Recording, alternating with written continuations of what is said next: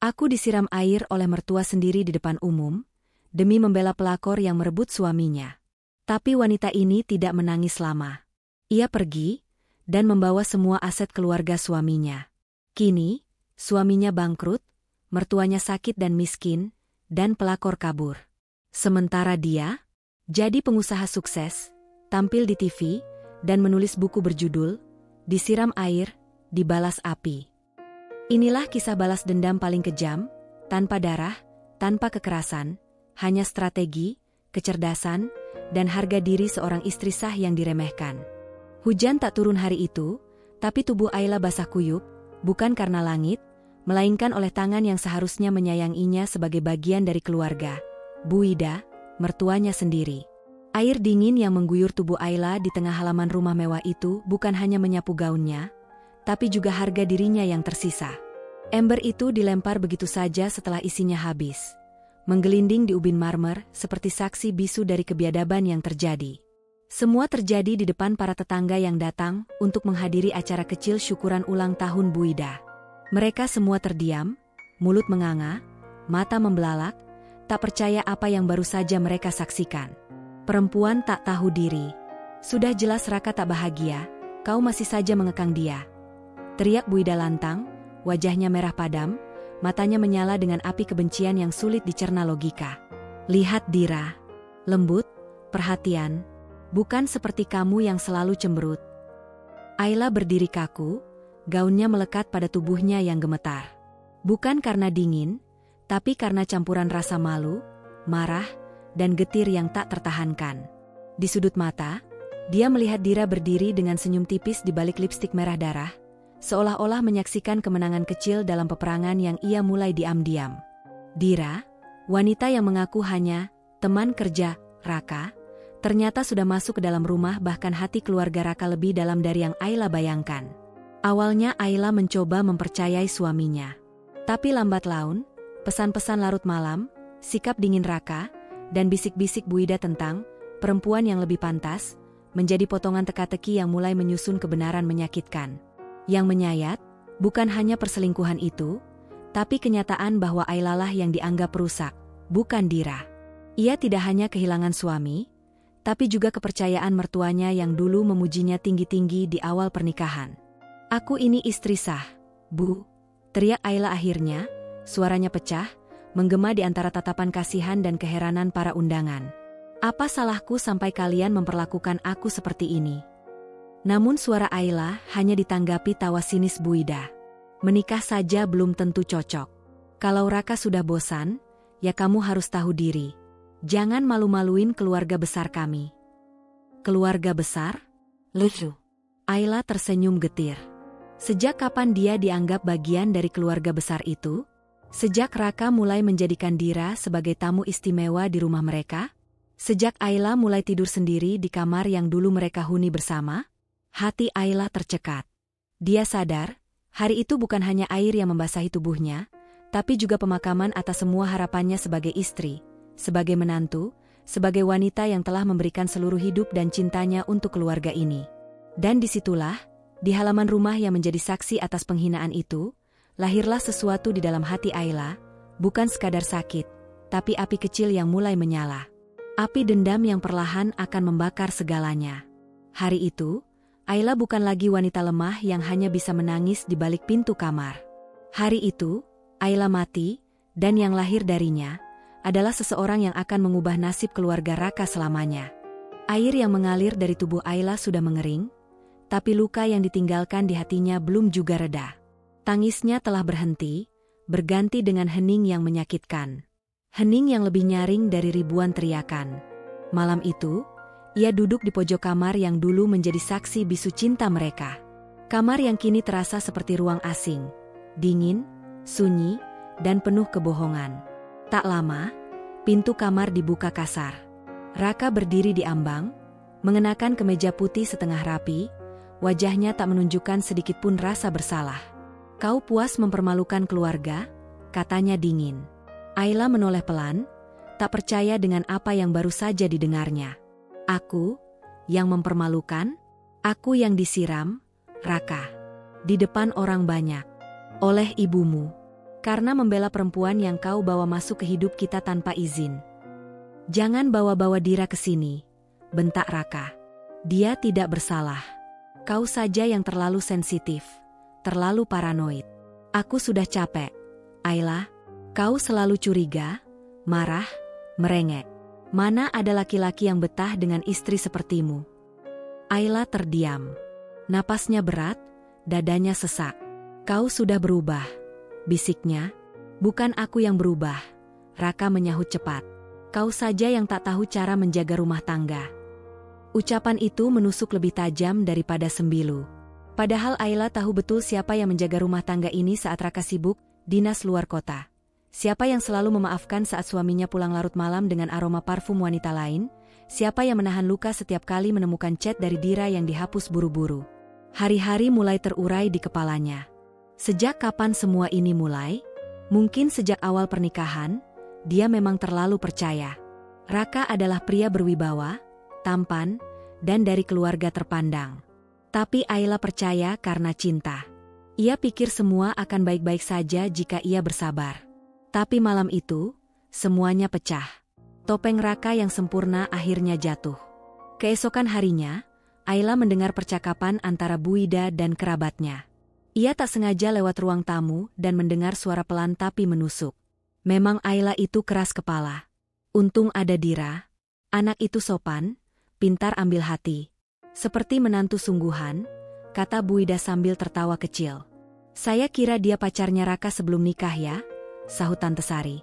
Bisa jadi. Yang jelas, Dira sudah lama dekat dengan keluarga kita.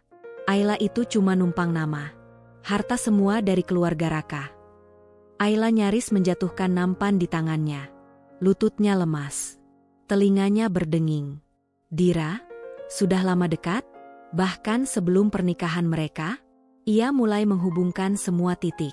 Perjalanan dinas yang selalu bertepatan dengan acara keluarga, Dira. Kado mahal untuk teman kerja yang tak pernah ia kenal. Bahkan foto-foto Dira yang tiba-tiba muncul di galeri Raka dengan alasan kirim-kirim kerjaan. Selama ini, ia dibohongi. Bahkan mungkin, Raka menikahinya hanya demi nama baik, demi alibi, demi formalitas. Ayla bukan istri, ia alat. Dan saat alat itu mulai rusak, mereka tak segan membuangnya. Bahkan menyiramnya dengan air di depan umum, seperti membasuh sesuatu yang najis. Seolah-olah, dialah duri dalam daging mereka. Hari itu, Ayla mengunci pintu kamar.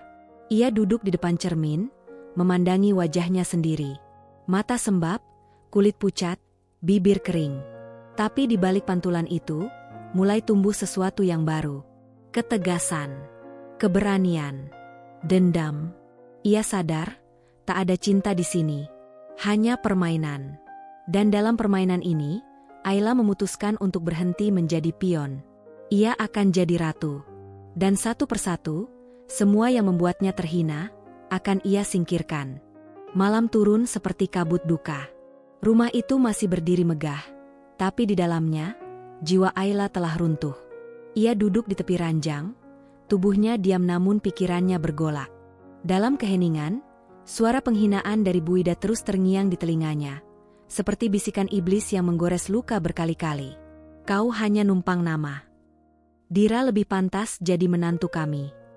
Kalau Raka sudah bosan, kau harus tahu diri. Kalimat-kalimat itu menancap seperti paku panas di dada Ayla. Tapi dari luka-luka itu, lahir sesuatu yang tak pernah tumbuh dalam dirinya selama ini. Api dendam. Api itu tidak meledak. Ia membara pelan, teratur, dan mematangkan tekad Ayla menjadi sesuatu yang tak lagi bisa dihentikan. Kalian mempermalukanku di depan orang banyak. Kalian pikir aku akan pergi dengan kepala tertunduk? Tidak. Kalian akan belajar rasa malu. Tapi bukan dengan air. Dengan kehancuran. Mata terbuka, hati tertutup. Ayla mulai membuka kembali semua dokumen yang pernah diabaikannya selama bertahun-tahun pernikahan. Map-map tebal berisi sertifikat rumah, rekening bank, surat saham, dokumen perusahaan keluarga, hingga dokumen investasi yang sering ditandatangani atas namanya. Raka selama ini menganggap Ayla istri yang tidak paham urusan bisnis. Dan karena itu, Semua aset strategis yang membutuhkan legalitas aman, disamarkan atas nama Ayla untuk penghindaran pajak. Lucu, pikir Ayla. Kalian kira aku bodoh. Tapi kebodohan kalian adalah memandangku sebelah mata. Di malam-malam sunyi, Ayla duduk di depan laptopnya, membuka email lama Raka yang berhasil ia akses melalui fitur auto login. Di situ, ia menemukan rekaman jejak, percakapan dengan rekan bisnis yang membicarakan Dira sebagai pengatur dari balik layar, surat penyerahan aset, bahkan rencana menyingkirkannya dengan dalih perceraian tanpa harta gono gini. Raka bukan hanya berselingkuh. Ia dan keluarganya sedang menyusun skenario untuk mengusir Ayla dari hidup mereka, tanpa sepeser pun harta. Tapi yang tidak mereka tahu, Ayla sudah lebih dulu bermain. Dan ia tidak akan bermain adil. Sekutu dalam bayangan. Tak semua orang di rumah itu membenci Ayla. Mbak Rini, asisten rumah tangga yang telah bekerja sejak sebelum Ayla menikah, pelan-pelan mulai membuka suara. Suatu malam, saat Ayla pura-pura tertidur di kamar, Rini menyelinap masuk, berbisik, "Saya kasihan sama Mbak. Saya dengar mereka mau jual rumah ini diam-diam, katanya supaya Mbak tak dapat bagian kalau cerai." Ayla menatap Rini dengan mata berkaca-kaca. "Kamu dengar dari siapa?" "Dari Ibu dan Bu Dira. Mereka pikir saya nggak paham, tapi saya simpan rekamannya." Malam itu, Mbak Rini menyerahkan satu flash disk kecil. Dan bagi Ayla, benda mungil itu adalah pistol dalam perangnya. Bukti yang akan ia gunakan di saat yang paling menghancurkan. Kematangan sebuah dendam. Dendam Ayla bukan sekadar ingin menyakiti. Ia ingin membuat mereka merasakan ketidakberdayaan, seperti yang dulu mereka tumpahkan padanya. Tapi ia tahu, balas dendam terbaik bukan dengan amarah, tapi dengan kendali. Ayla menyewa seorang pengacara senior secara diam-diam. Lewat orang kepercayaannya, ia memindahkan sebagian aset yang atas namanya ke rekening baru. Ia mengunci akses dokumen dengan password baru. Ia juga mulai menyusun pengalihan kekuasaan atas saham perusahaan milik keluarga Raka, yang 35% miliknya secara sah sebagai bagian pernikahan. Satu persatu, ia bangun strategi. Bukan sebagai istri yang tersakiti, tapi sebagai ratu perang dalam medan dendam. Akhir dari kesabaran. Seminggu setelah peristiwa penyiraman, Ayla berdiri di depan cermin. Kali ini ia bukan wanita yang menangis. Rambutnya disanggul rapi, wajahnya datar namun tegas. Ia mengenakan gaun merah darah, bukan untuk terlihat cantik, tapi untuk mengingatkan dirinya sendiri bahwa darahnya pernah dilukai, dan kini saatnya darah itu menjadi peringatan. Ia melangkah keluar dari rumah itu, hanya membawa satu koper kecil. Tapi tak ada yang tahu, di balik koper itu, dia membawa seluruh kehancuran yang akan segera menghantam keluarga yang telah menginjak-injak martabatnya. Ia tak pergi sebagai korban.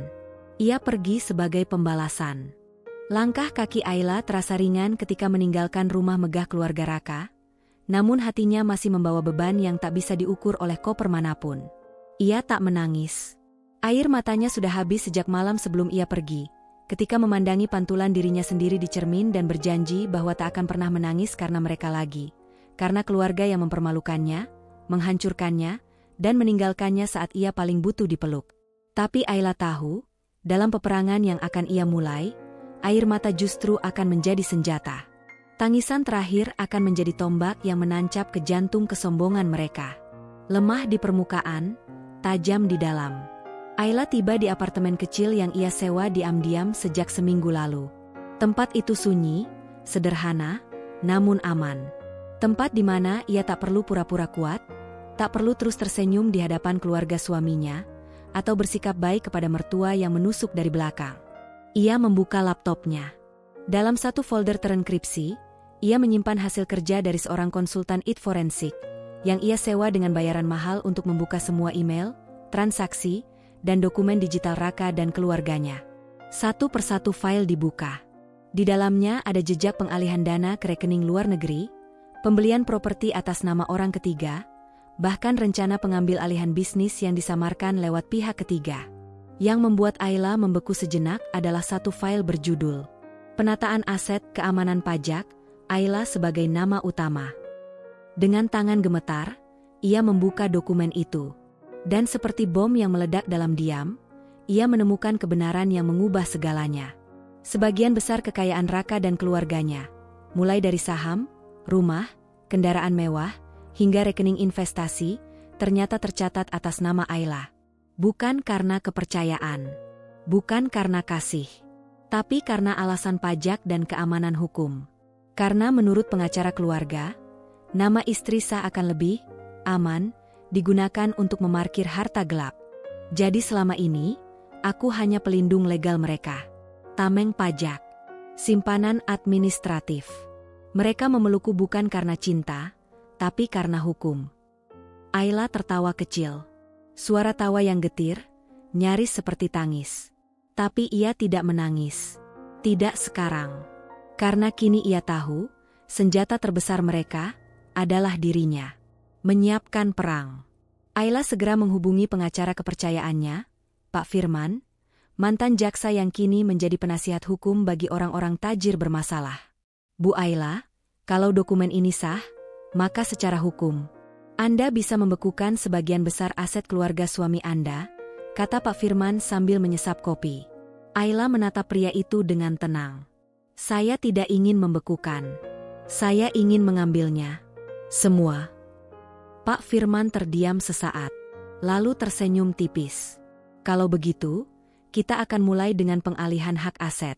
Saya akan siapkan surat kuasa penuh, dan kita akan ubah semua akses, semua akun, semua hak kepemilikan. Anda tak hanya akan meninggalkan mereka tanpa harta, mereka bahkan akan menyadari bahwa mereka tak pernah benar-benar memilikinya. Air mata yang tertinggal.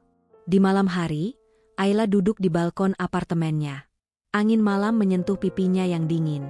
Ia memandangi langit Jakarta yang kelam, seperti langit hatinya, tak ada bintang, hanya awan gelap yang menggumpal. Ia memejamkan mata, mengingat wajah Raka. Wajah yang dulu dicintainya sepenuh hati. Tangan yang dulu digenggamnya dengan percaya. Bibir yang dulu berjanji akan menjaga dan setia. Cinta seperti ini tidak pantas dibiarkan hidup, pikirnya. Aku harus menguburnya. Dengan harta mereka. Dengan harga diri mereka. Satu tetes air mata jatuh dari sudut mata Ayla. Tapi itu bukan air mata kesedihan. Itu adalah tetes terakhir dari seorang perempuan yang pernah percaya pada cinta yang salah. Mulai esok hari, Ayla bukan lagi istri. Bukan juga korban. Ia adalah bayangan yang akan datang di tengah malam. Dan merampas segalanya dengan tangan yang dulu mereka remehkan. Langkah pertama dalam dendam bukan kemarahan. Bukan balas perkataan. Bukan menjerit di hadapan mereka. Langkah pertama adalah diam, dan membuat mereka percaya bahwa luka telah sembuh. Dan Ayla, dalam diamnya, sedang merajut jebakan. Panggung kepalsuan. Setelah berminggu-minggu menghilang tanpa kabar, Ayla tiba-tiba muncul kembali di rumah mertuanya. Wajahnya pucat, tubuhnya tampak lelah, dan bibirnya mengukir senyum getir yang membuat semua orang berpikir.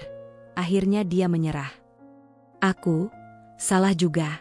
Maafkan aku, Bu Ida. Maafkan aku, Raka, ucap Ayla di depan ruang tamu, matanya berkaca-kaca. Aku terlalu emosi. Aku butuh keluarga. Bu Ida memeluknya, meski dengan tatapan menang. Raka, meski masih dingin, tampak lega. Dan Dira, ia hanya tersenyum penuh kemenangan dari sudut ruangan, sambil menyilangkan tangan di depan dada. Mereka pikir Ayla sudah kalah. Mereka pikir istri sah yang mereka injak-injak itu akhirnya kembali untuk merengek dan bertahan demi sebutir sisa kasih sayang. Mereka tidak tahu, Ayla datang bukan untuk pulang, tapi untuk mengambil segala milik mereka yang tersisa. Langkah di balik bayangan. Selama 2 minggu berikutnya, Ayla tinggal di rumah keluarga Raka seperti biasanya. Ia bangun pagi, memasak, tersenyum, bahkan melayani suami yang pernah menusuk jiwanya. Ia kembali mengambil peran sebagai istri ideal, yang menurut mereka tak berdaya dan telah luluh. Tapi di malam hari, Ayla bergerak seperti bayangan. Bersama tim IT dan kuasa hukum yang ia sembunyikan rapi di luar, Ayla mengeksekusi semua rencana yang sudah ia siapkan. Seluruh rekening keluarga yang atas namanya diam-diam dialihkan ke rekening pribadi di luar negeri. Perhiasan dan berlian warisan keluarga Raka diam-diam dipindahkan dari brankas ke koper kecil yang ia sembunyikan dalam bagasi mobil. Investasi saham dan surat berharga termasuk aset bisnis yang dulunya dititipkan atas nama Ayla, perlahan-lahan dijual dan dikonversi dalam bentuk mata uang asing. Dokumen penting seperti akta rumah, bukti kepemilikan properti, bahkan sertifikat kendaraan mewah, diamankan dalam koper logam berlapis kunci digital. Ia mencuri semua itu dengan wajah yang tersenyum dan tangan yang tetap melayani teh hangat untuk mertua. Mereka tidak tahu bahwa tangan yang menyuapi mereka, juga tangan yang merampas semua yang mereka miliki. Hari pelarian. Malam itu tenang. Tak ada hujan, tak ada suara gaduh. Raka tertidur lelap, tubuhnya bersandar di sofa setelah pesta kecil ulang tahun Dira yang kini sudah terang-terangan tinggal di rumah mereka. Ayla berdiri di ambang kamar. Ia menatap pria yang pernah ia cintai itu untuk terakhir kalinya. Tak ada amarah, tak ada tangis. Yang ada hanya kesadaran pahit. Dia bukan rumah. Dia racun. Dengan langkah ringan, Ayla keluar dari kamar, menarik koper hitam beroda senyap, dan membuka pintu samping rumah yang tak pernah dijaga. Di luar sudah menunggu mobil sewaan dengan sopir asing yang telah ia bayar tunai. Tanpa suara, tanpa pamit, ia pergi. Meninggalkan rumah yang pernah ia rawat dengan cinta, dan kini ingin ia hancurkan tanpa ampun. Satu langkah ke dunia yang baru. Bandara Soekarno-Hatta masih gelap ketika Ayla memasuki ruang VIP. Ia mengenakan hoodie hitam, topi, dan kacamata gelap. Wajahnya nyaris tak dikenali. Di tangannya ada paspor baru, identitas baru, semua disiapkan oleh tim hukum dan konsultan luar negeri. Tujuannya, Swiss. Di sana, ia telah membuka private banking account. Di sana, ia akan mengamankan harta yang dulu milik keluarga suami. Sekarang, haknya secara hukum. Pesawat mengudara. Ayla bersandar di kursi kelas 1, menatap langit malam dari jendela kecil. Mereka akan bangun besok dan mengira aku masih ada di kamar. Mereka akan mencoba membuka rekening, dan gagal. Mereka akan mencari dokumen, dan tak menemukan satupun. Mereka akan duduk di ruang makan, dan sadar. Mereka tidak punya apa-apa lagi. Ayla menutup matanya. Untuk pertama kalinya, bukan karena lelah, tapi karena damai. Di balik senyum terakhir. Beberapa jam setelah Ayla menghilang, keluarga Raka panik. Brankas kosong. Rekening kosong. Rumah atas nama Ayla. Mobil-mobil, sertifikat tanah, bahkan perusahaan tempat Dira bekerja, semuanya telah berpindah tangan. Bu Wida histeris. Raka mengamuk. Dira menangis. Namun semuanya sia-sia. Yang mereka anggap lemah dan layak disiram air. Ternyata adalah badai yang merendam mereka dalam kehancuran. Pagi itu seharusnya biasa. Burung masih berkicau di pohon-pohon sekitar rumah megah keluarga Wibisana. Matahari menyinari ubin marmer putih yang selama ini menyaksikan pameran kemewahan dan kesombongan. Tapi kali ini, rumah itu tak lagi berdiri sebagai istana. Karena di dalamnya, kekacauan sedang mengoyak segalanya. Kepanikan dimulai. Apa? Rekeningnya kosong? Suara Raka menggelegar, membelah udara seperti petir menyambar. Ia berdiri di tengah ruang kerja, menatap layar laptop yang menampilkan saldo nol besar. Ia mencoba login ulang. Gagal. Mencoba dari HP. Gagal lagi. Menghubungi bank. Verifikasi ditolak. Sementara itu, Bu Ida yang sejak pagi mondar-mandir seperti hantu, menyadari bahwa brankas tempat mereka menyimpan berlian dan sertifikat properti kini kosong melompong. Cincin berlian mama, surat rumah menteng, perhiasan warisan nenek, semuanya hilang. Bu Ida berteriak nyaris pingsan. Suaranya terdengar hingga ke dapur. Dira, yang sedang mengganti pakaian di kamar tamu, menerima telepon dari kantornya. Suaranya berubah tinggi dan panik. Apa maksudnya akun gaji saya dibekukan? Kenapa semua investasi ditarik? Tak butuh waktu lama sampai mereka menyadari satu hal. Ayla telah mengambil semuanya. Dan mereka tidak punya apapun lagi. Benih kebencian yang berbalik. Awalnya hanya panik. Tapi setelah beberapa jam, ketakutan berubah jadi kemarahan. Bu Ida duduk dengan mata merah, menatap Dira tajam. Semua ini gara-gara kamu. Kalau kamu gak ganggu rumah tangga Raka, Ayla gak bakal sejahat ini. Dira tersentak. Saya? Saya yang salah? Harusnya dari dulu kalian pikir pakai otak. Ngapain semua harta ditaruh atas nama dia? Itu bodoh. Raka membanting gelas. Jangan bicara seenaknya. Kamu juga ikut nikmatin uang itu, Dira? Sekarang baru mau lari? Dira berdiri, matanya penuh luka dan ejekan. Nikmatin? Aku cuma dikasih sisa-sisa. Dan sekarang, kalian bangkrut. Aku nggak sudi hidup miskin bareng kalian. Dengan langkah cepat, Dira pergi. Membanting pintu di belakangnya, dan menghilang, seperti parasit yang lepas dari inangnya begitu bangkai tak bisa lagi memberi makan. Kartu utang dan kredit macet. Sehari, 2 hari, seminggu, telepon rumah mulai ramai. Tagihan datang bertubi-tubi. Kredit mobil mewah macet. Asuransi dibekukan. Rumah mereka, yang selama ini dipakai sebagai jaminan investasi, mulai proses penyitaan oleh bank. Semua yang dulu mudah, makan di restoran bintang 5, belanja tas mahal, liburan ke luar negeri, kini jadi mimpi yang menggerogoti. Raka mencoba menjual saham perusahaan, tapi gagal. Ayla sudah menjualnya lebih dulu. Ia mencoba meminjam uang ke rekan bisnis, tapi satu demi satu menolak. Maaf, Ra, bisnismu sekarang terlalu berisiko. Dalam waktu 3 bulan, Raka tidak hanya kehilangan uang, tapi juga nama, reputasi, harga diri, ibu yang hilang arah. Bu Ida yang dulu angkuh, kini tinggal di sofa ruang tamu. Rambutnya kusut, wajahnya jauh dari elegan. Ia mengigau dalam tidur. Kadang bicara sendiri, menyebut nama Ayla seperti mantra penuh benci. Dia cuma menantu, cuma perempuan kecil, kenapa dia bisa menghancurkan semuanya? Dan di salah satu malam, Bu Ida duduk diam menatap foto keluarga di dinding. Foto itu retak, kacanya pecah.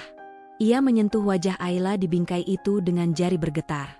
Kami pikir kau lemah, Ayla, tapi ternyata, kaulah yang membuat kami berdiri. Dan kaulah yang merobohkan semuanya. Dendam yang tak terelakkan.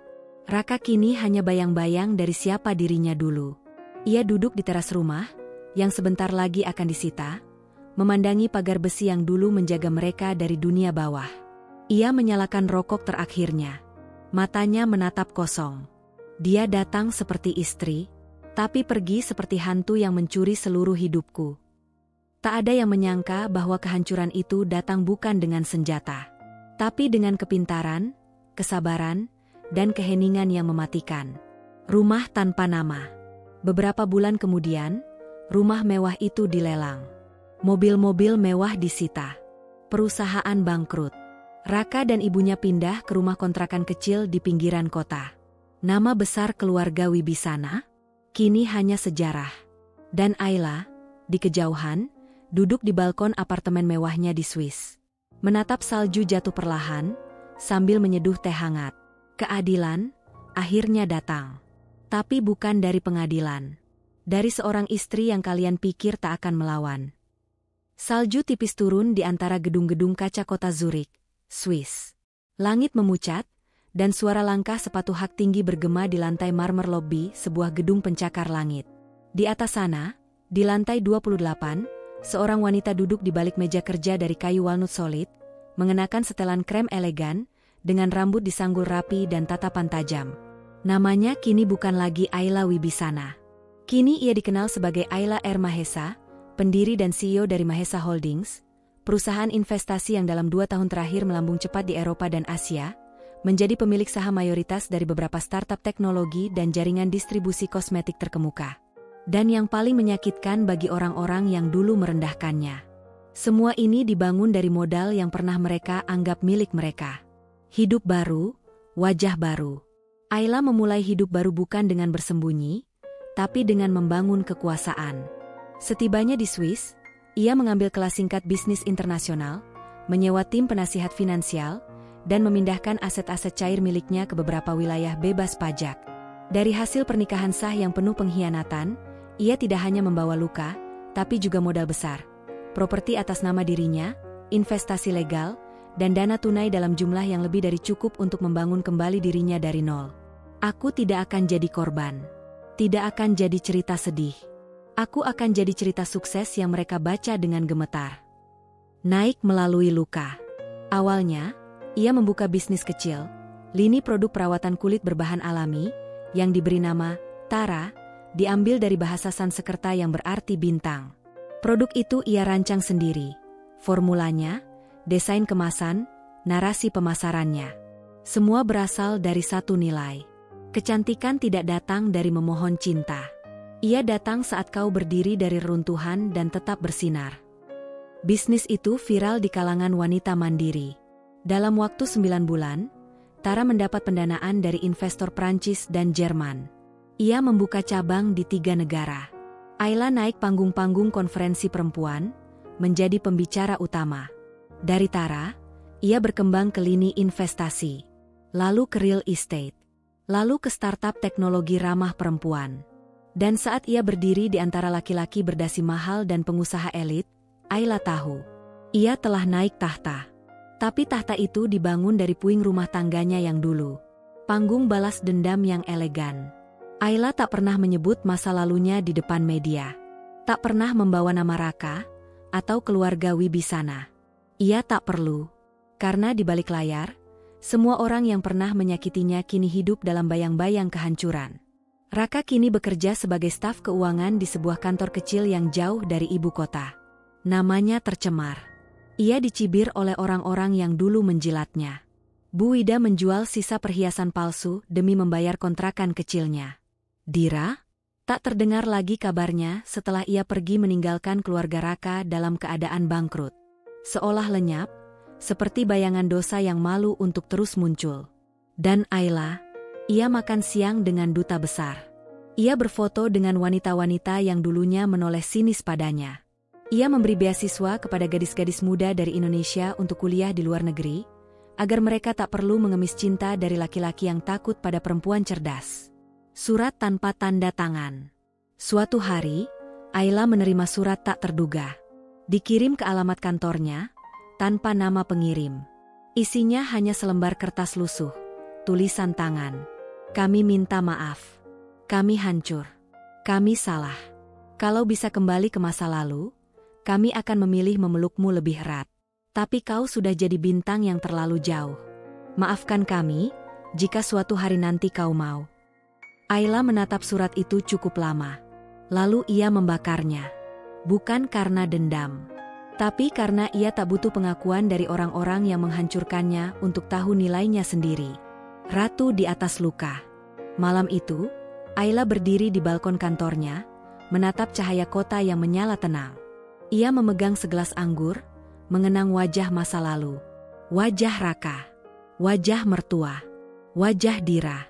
Tapi wajah-wajah itu memudar. Tak lagi menyakitkan. Tak lagi penting. Karena kini, Ayla bukan istri siapa-siapa. Bukan korban. Bukan pelengkap nama lelaki. Ia adalah nama itu sendiri. Ratu yang naik tahta dari kehancuran. Dan berdiri anggun di atas puing-puing mereka yang dulu menertawakannya. Waktu tidak pernah berhenti berjalan. Dan bagi mereka yang pernah menjatuhkan, menghancurkan, meremehkan, waktu adalah pedang yang perlahan menyayat balik. Musim demi musim berlalu sejak Ayla meninggalkan Indonesia. Sejak ia membawa semua yang mereka anggap milik mereka.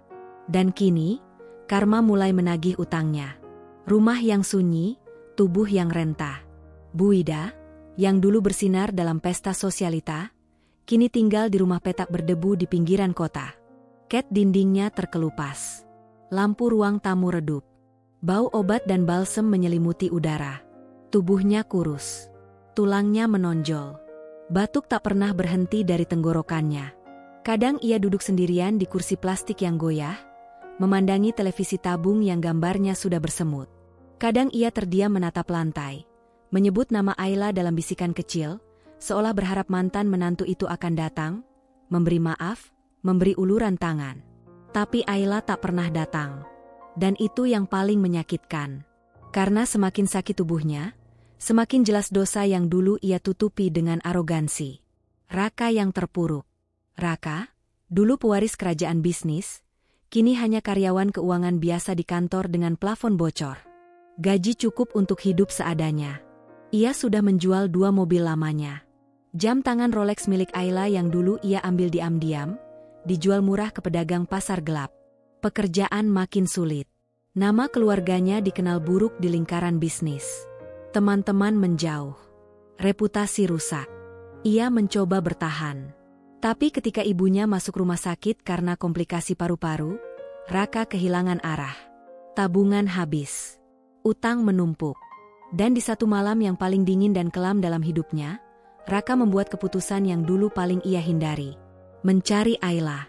Pesan yang dingin. Ia mencari lewat LinkedIn, tidak menemukan. Melalui notaris lama, gagal. Ia bahkan menyewa agen pelacak luar negeri. Akhirnya, lewat koneksi lama di dunia hukum, ia menemukan alamat email resmi perusahaan Ayla, sebuah firma investasi internasional dengan logo yang familiar, Mahesa Holdings. Tangan Raka gemetar ketika ia menulis pesan. Ayla, aku tahu aku tidak pantas. Aku tahu aku salah. Tapi ibuku sakit. Kami benar-benar tidak punya siapa-siapa. Jika kau masih punya sedikit rasa kasihan, tolong bantu. Pesan itu dikirim pukul 23.49 malam. Ia tidak berharap dibalas. Tapi keesokan harinya, balasan itu datang. Singkat, tajam, membekukan. Balasan seperti pisau. Dari Ayla R. Mahesa. Kepada Raka Wibisana. Air yang kalian siram padaku dulu, kini jadi air mata kalian. Aku tidak membalas dengan tangan. Aku membalas dengan keadilan. Dan sekarang, setiap tetes penderitaanmu adalah milikmu sendiri. Selamat menikmati. Tak ada salam penutup. Tak ada nama lengkap. Tak ada belas kasih. Hanya kalimat yang menyayat seperti cambuk dari masa lalu, dibalut ketenangan yang lebih menakutkan daripada amarah. Lelaki yang ditinggal karma. Raka terduduk di bangku taman rumah sakit. Ia menatap kosong ke depan. Tangannya lemas. Matanya merah. Ibunya sedang berjuang di ruang ICU. Biaya per malam jutaan rupiah. Tak bisa dibayar. Tidak ada asuransi. Tidak ada sanak saudara yang mau membantu. Ayla, wanita yang dulu ia injak harga dirinya, yang ia tinggalkan untuk pelakor yang bahkan sudah lebih dulu pergi darinya. Kini berdiri terlalu tinggi untuk bisa dijangkau. Dan setiap upaya Raka untuk meminta maaf, hanya berbalas diam yang menyengat. Dulu dia membiarkan Ayla menangis sendiri. Kini ia sendiri, menangis tanpa siapa-siapa. Berteman dengan penyesalan. Hari-hari berlalu. Bu Ida akhirnya meninggal dunia, dengan hanya satu anak di sampingnya, Raka, yang tak sanggup membayar pemakaman mewah. Pemakaman sederhana dilakukan dengan lilin seadanya dan doa yang hampir tanpa pelayat. Tidak ada bunga, tidak ada karangan dari kerabat, tidak ada pelukan hangat dari keluarga. Ayla tak pernah datang, tak pernah mengirim. Dan itu adalah luka terakhir yang ditinggalkan wanita yang dulu mereka rendahkan. Mawar terakhir. Beberapa minggu setelah itu, Raka menerima satu paket. Isinya, sebatang mawar putih kering dalam bingkai kaca. Tanpa kartu, tanpa nama pengirim. Hanya ukiran kecil di bingkai. Bunga ini pernah kau injak. Tapi ia tak mati. Ia tumbuh, jauh dari tanah yang mencemarinya. Raka tahu, itu dari Ayla. Dan ia menangis, bukan hanya karena sakit, tapi karena tahu. Penyesalan tidak akan pernah cukup untuk membeli pengampunan. Langit Jakarta malam itu diselimuti cahaya gemerlap dari Hotel Bintang 5 tempat acara penghargaan bisnis internasional digelar. Gedung setinggi langit memantulkan sinar-sinar kamera, sementara karpet merah membentang panjang menuju aula utama. Para tamu datang dalam balutan kemewahan, wajah-wajah terkenal dari dunia bisnis, diplomasi, dan hiburan hadir dengan senyum anggun. Di tengah kemegahan itu, nama Ayla R. Mahesa diumumkan sebagai salah satu tokoh kehormatan malam itu, penerima penghargaan Inspirasi Wanita Dunia 2025. Riuh tepuk tangan bergema saat Ayla melangkah naik ke atas panggung. Rambutnya disanggul sederhana namun elegan, gaun hitam panjang berkilau membungkus tubuhnya dengan keanggunan ratu. Wajahnya tenang, matanya tajam, bibirnya tersenyum kecil. Bukan senyum penuh kebahagiaan, tapi senyum milik seseorang yang telah menang perang panjang dan berdiri tanpa luka di wajah, hanya bekas luka di jiwa yang telah menjadi mahkota. Dan di antara para undangan yang berdiri memberi tepuk tangan, ada Raka. Bayangan dari masa lalu. Raka tidak datang karena ingin. Ia hadir karena dia bekerja di perusahaan penyedia sistem akuntansi acara, hanya sebagai staf teknis.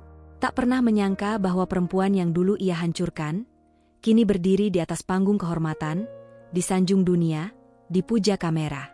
Tubuhnya kaku. Napasnya tercekat. Ayla berdiri di atas sana seperti lambang kemenangan, namun juga lambang dari semua kesalahan Raka. Setiap langkah yang Ayla ambil, terasa seperti gemepelan dari suara masa lalu. Kau pikir aku akan hancur? Tidak. Aku hanya menunggu waktuku naik. Dan kini waktu itu datang. Sementara Raka hanya bisa berdiri, sebagai penonton tanpa nama. Tatapan yang tak pernah kembali. Setelah menerima penghargaan, Ayla turun panggung dan berjalan melewati deretan tamu undangan menuju ruang VIP. Langkahnya pasti, matanya menatap lurus ke depan. Saat ia melewati bagian samping aula, Raka berdiri di sana. Mereka hanya berjarak beberapa meter. Raka menatap wajah Ayla dengan segala luka yang tersisa di dalam dirinya. Wajah itu masih sama, tapi berbeda. Bukan lagi wanita yang pernah ia tinggalkan dalam hujan. Bukan lagi menantu yang disiram air oleh ibunya. Kini, ia adalah simbol dari kebangkitan yang tak bisa dijamah oleh orang sepertinya. Raka memanggil pelan, "Ayla?" Tapi Ayla tidak menoleh. Tidak sedikit pun. Seolah angin pun tak layak mengganggu jalannya.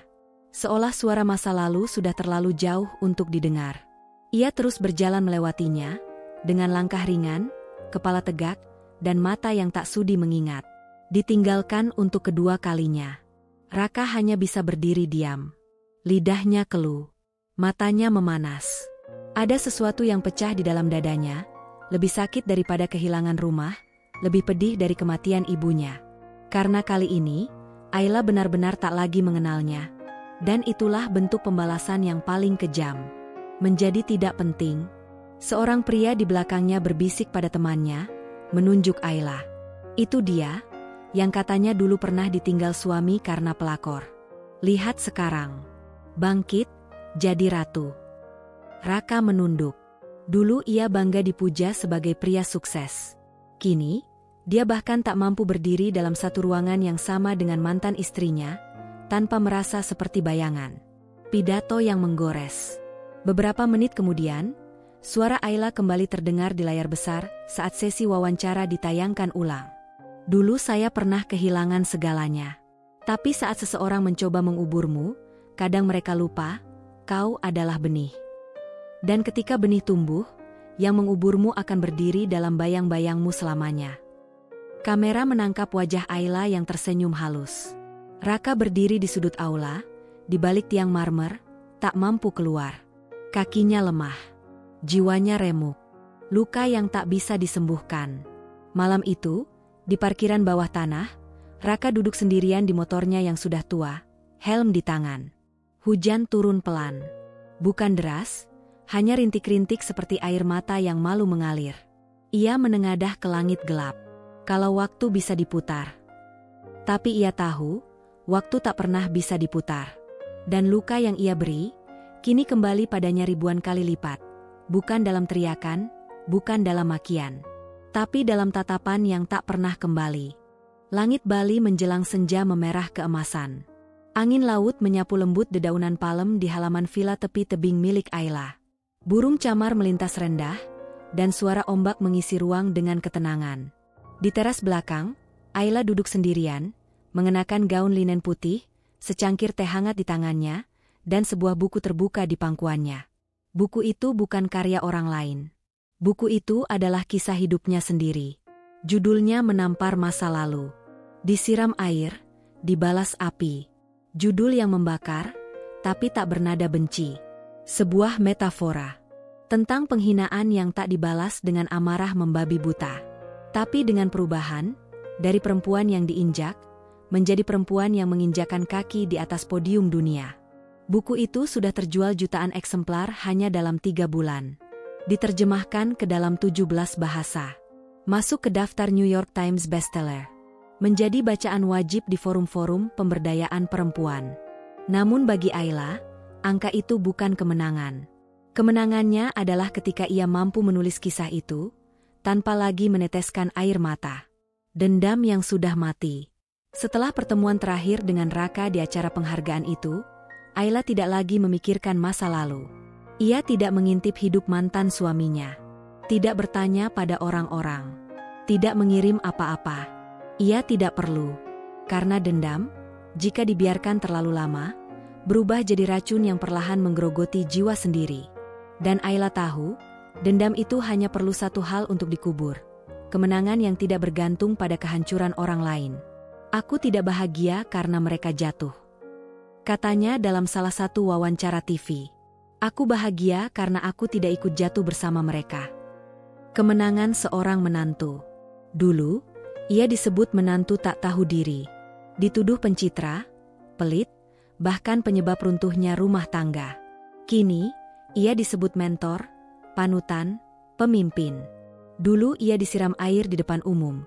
Bukan karena salah, tapi karena membela harga dirinya dari pengkhianatan. Kini, ia dibanjiri pujian bukan karena kesempurnaan, tapi karena ia tidak pernah mengemis untuk dicintai orang yang tak layak mencintai. Ia tidak menang karena membalas. Ia menang karena melampaui. Sebuah surat untuk diri sendiri. Di halaman terakhir bukunya, Ayla menulis surat singkat, bukan untuk pembaca, bukan untuk mantan suaminya, tapi untuk dirinya sendiri yang dulu, yang lemah, rapuh, tapi tidak menyerah. Untuk Ayla yang dulu menangis sendirian di kamar mandi, menyeka pipi yang perih karena air keras kata-kata orang. Aku melihatmu sekarang, dan aku bangga padamu. Kau tidak gila. Kau hanya terlalu mencintai orang yang tak tahu mencintai. Tapi sekarang kau tahu, dirimu sendiri jauh lebih layak dicintai. Dan kau telah membuktikannya tanpa harus membalas dengan lumpur. Air yang mereka siram padamu kini telah menjadi sungai tempat kau bercermin.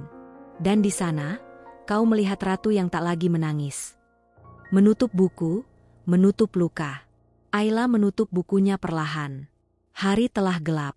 Di kejauhan, lampu-lampu villa mulai menyala. Ia melangkah masuk ke ruang kerja, mematikan laptopnya, dan membuka email terakhir dari penerbit. Kisahmu sudah menginspirasi jutaan wanita. Kami menantikan kisah selanjutnya. Ayla hanya tersenyum. Karena ini bukan lagi tentang kisah masa lalu. Ini adalah hidup baru. Waktu berjalan tanpa pernah menoleh. Luka yang dulu terasa membakar, kini hanya menjadi garis samar yang kadang teraba saat hati menyendiri. Ayla tak pernah kembali ke rumah lamanya. Tak lagi menengok akun media sosial para mantan mertuanya.